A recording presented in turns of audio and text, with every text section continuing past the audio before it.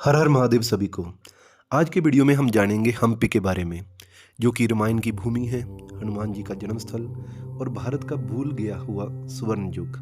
एक जगह जहां भगवान राम ने अपने सबसे विश्वसनीय साथी को पाया, एक पहाड़ जहां पर वायुपुत्र हनुमान जी का जन्म हुआ, एक नगरी जहां कभी सोने का व्यापार होता था और एक विरासत जहां पर पत्थर रामायण के गुणगान करते हैं। ये कहानी है हम्पी की, भारत की एक ऐसी भूली बिसरी धरोहर जिसे देखकर आप कहेंगे ये जगह किसी और दुनिया की लगती है।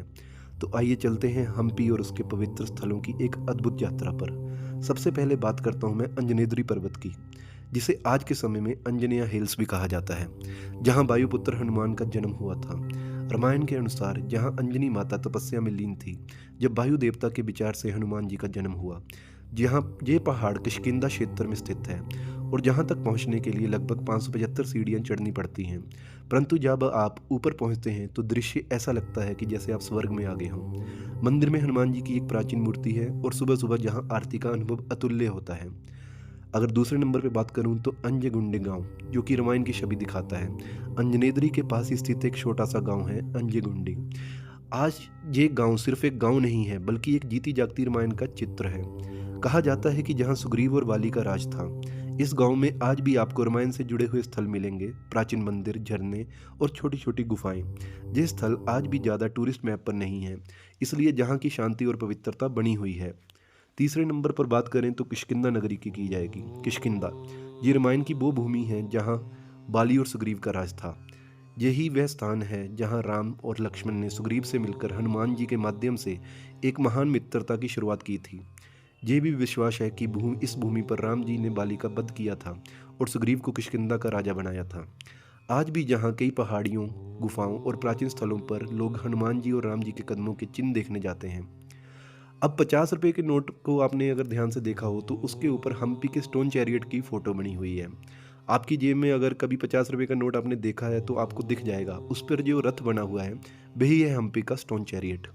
ये विजय विठला मंदिर का एक हिस्सा है और ये मंदिर विजयनगर साम्राज्य की कला और वास्तुशिल्प का जीवित प्रमाण है। ये रथ असल में ग्रेनाइट पत्थर से बनाया गया है, लेकिन देखने पर लगता है जैसे लकड़ी का हो। इस चैरियट के पास आने के बाद लगता है कि हम किसी रामायण के सेट पर आ गए हों, जहाँ की कला में एक अद्भुत भक्ति भाव छुपा हुआ है।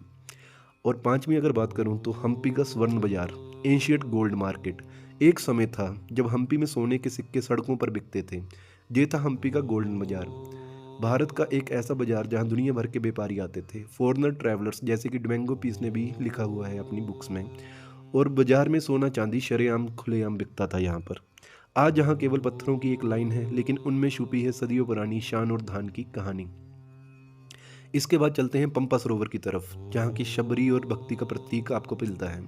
पंपा पंपा सरोवर की रामायण में अपार महिमा है। इसी सरोवर के पास शबरी रही थी, जिसने राम जी के लिए प्रेम से बेड़ तोड़ के रखे थे। ये सरोवर एक पवित्र तीर्थ है और जहाँ शांति और भक्ति के अनुभव होते हैं। हिंदू धर्म में ये जहाँ पर स्नान करने को बहुत पुण्य माना जाता है और आज भी ये स्थान तीर्थ यात्रा का एक महत्वपूर्ण हिस्सा है। उसके बाद बात करते हैं विजयनगर साम्राज्य की। हम्पी सिर्फ रामायण का स्थान नहीं बल्कि 14वीं सदी के एक महान साम्राज्य भी था विजयनगर। कृष्णदेवराय जिसे महान महाराजाओं ने जहाँ कला, विज्ञान, भक्ति और अर्थव्यवस्था में चमत्कार किया। उनका राज इतना समृद्ध था कि हम्पी को दुनिया का सबसे धनिक नगर कहा गया। लेकिन 1565 में तालीकोटा के युद्ध में इस साम्राज्य का पतन हुआ और हम्पी को बर्बाद कर दिया गया। आज भी उस विनाश के निशान यहाँ के पत्थरों पर दिखाई देते हैं। हम्पी एक ऐसी भूमि है जहाँ इतिहास, धर्म, भक्ति और कला एक साथ सांस लेते हैं।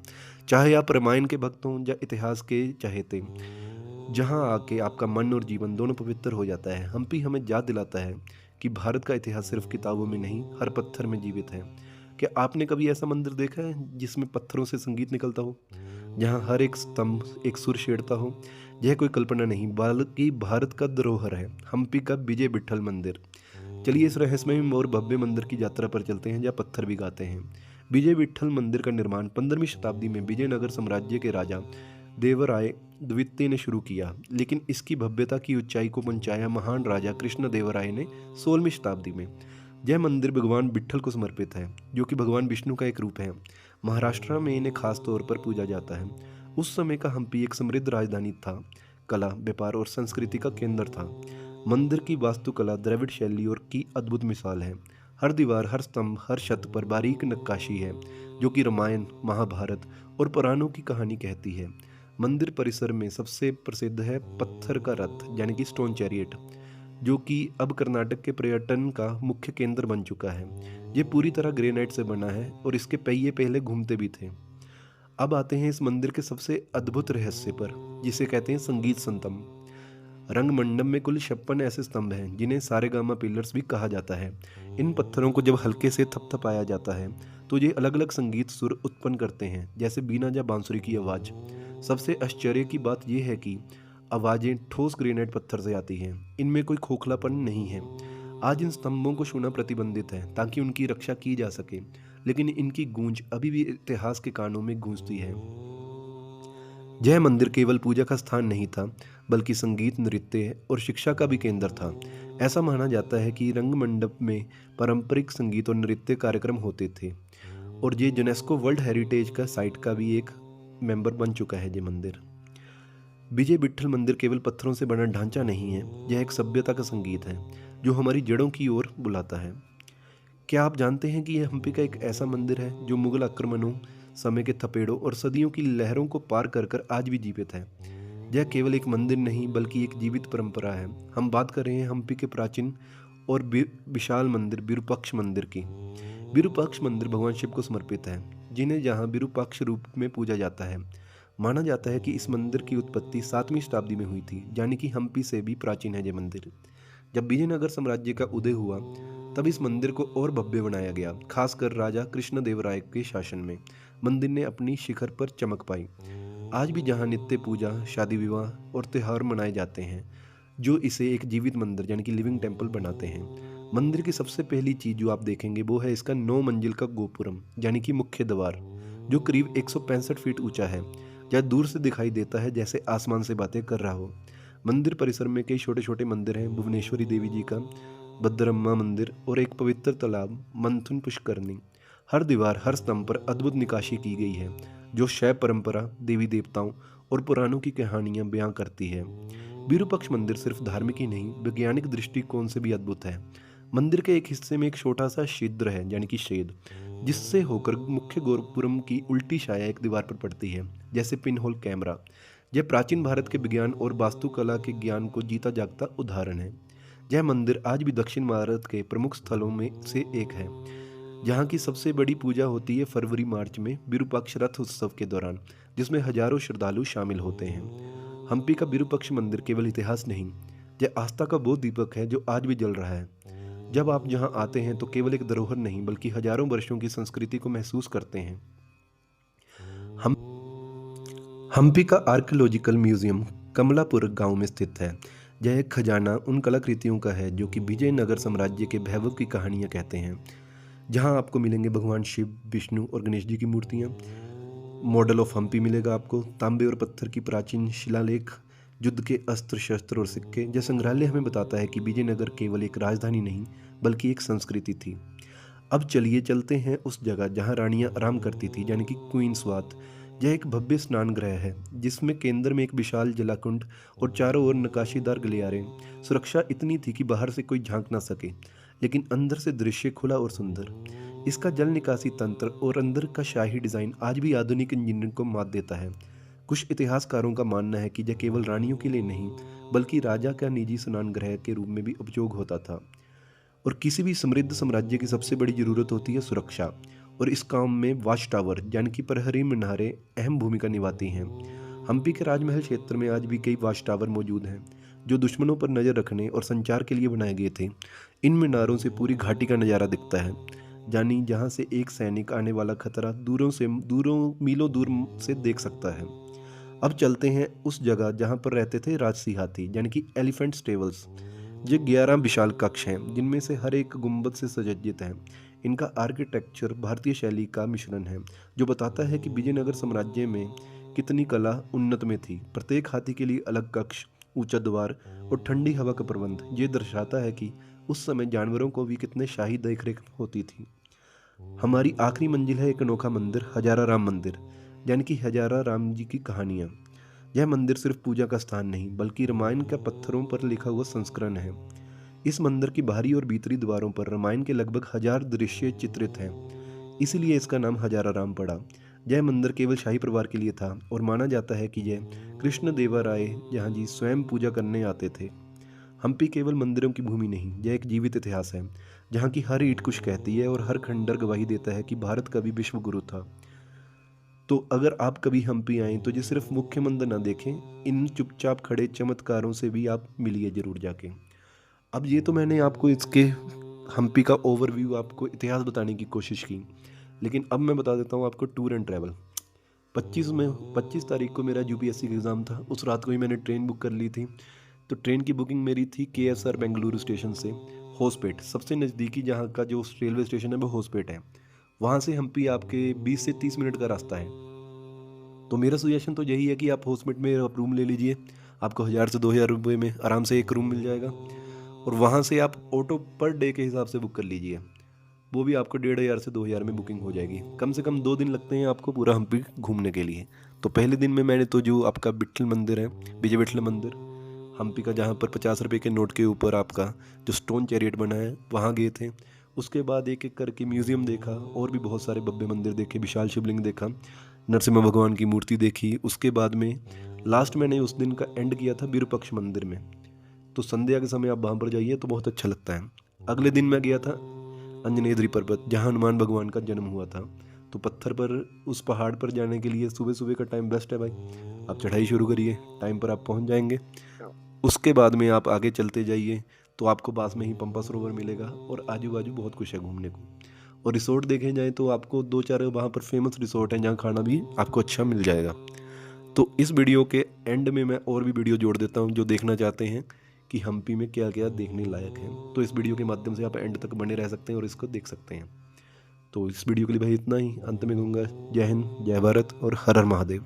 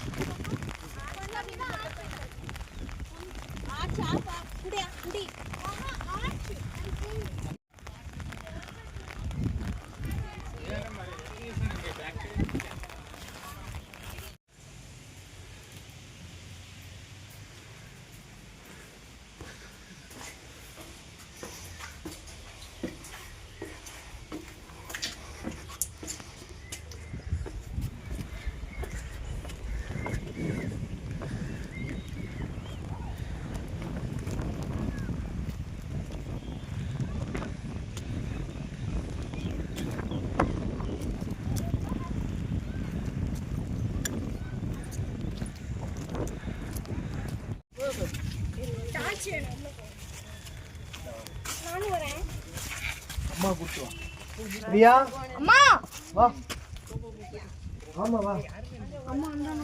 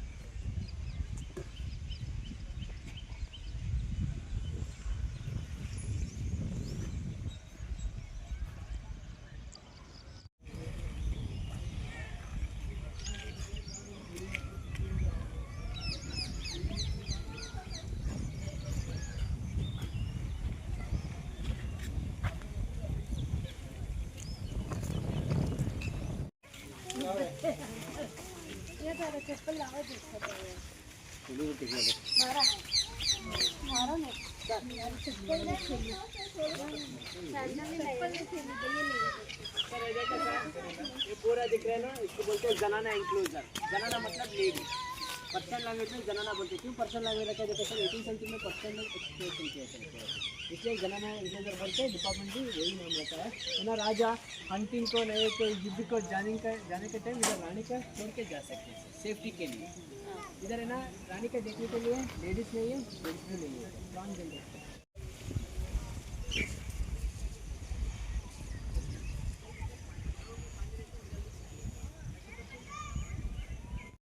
ये तेरा वॉच टावर, वो तेरा लोटस महल है।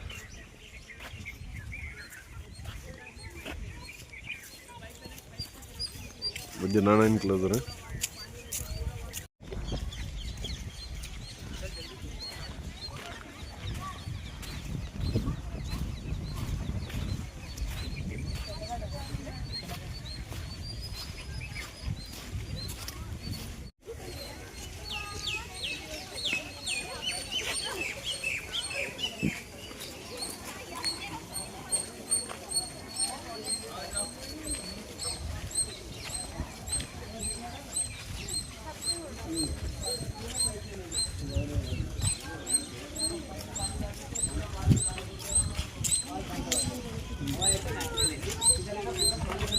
गेला ऊपर का,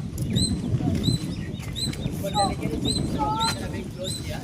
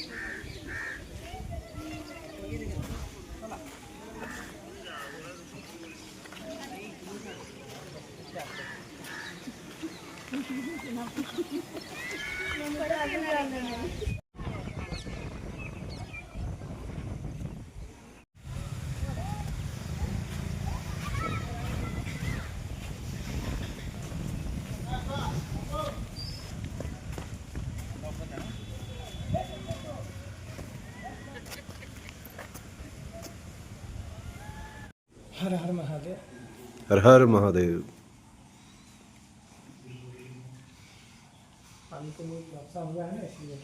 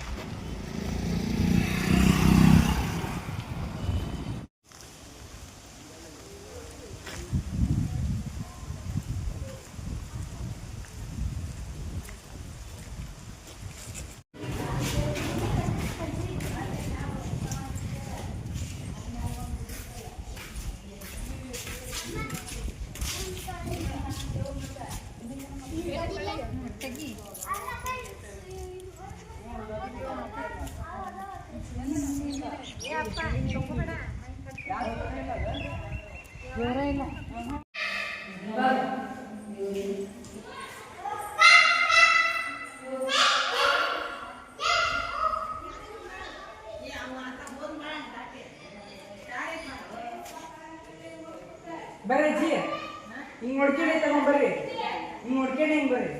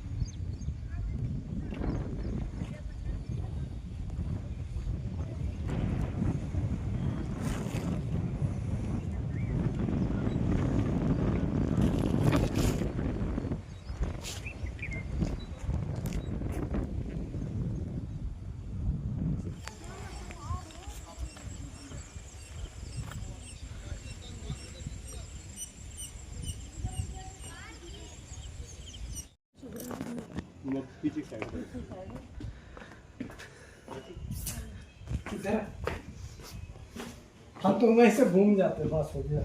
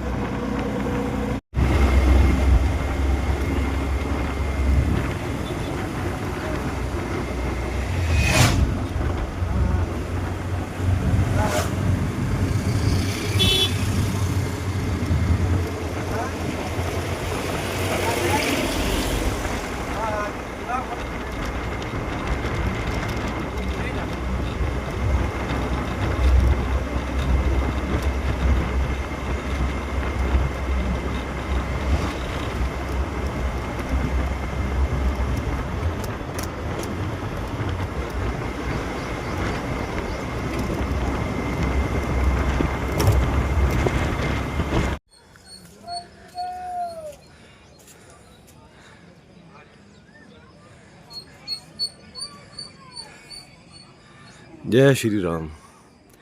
बोलो हनुमान वीर बजरंगबली की जय।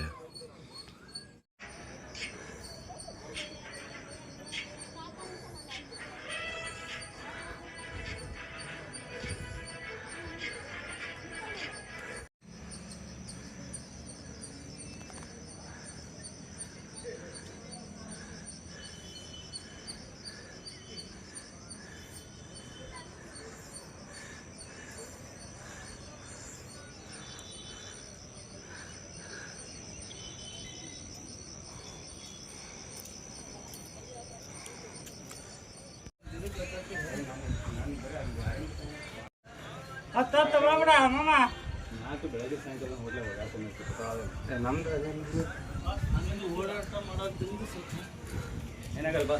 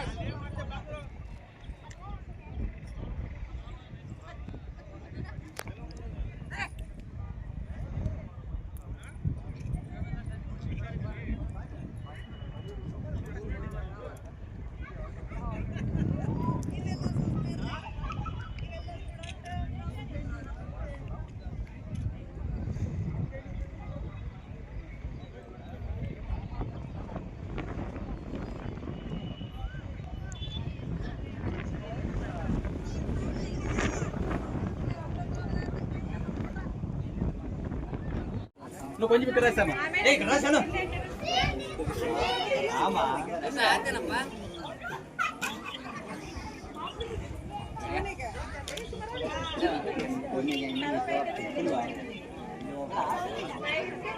ಗೋಡ ಮೀನೊಳಗೆ